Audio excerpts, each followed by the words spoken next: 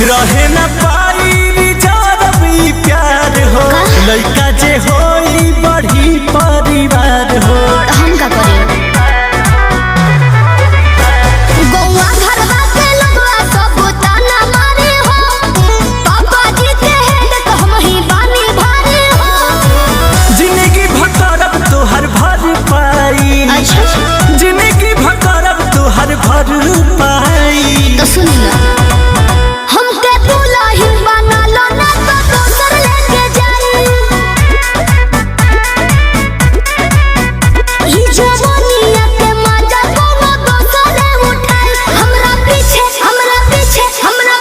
पड़ल बाड़े हमर जीजा जी के भाई। हमके दुल्हन बना लो ना तो दोसर लेके जाई।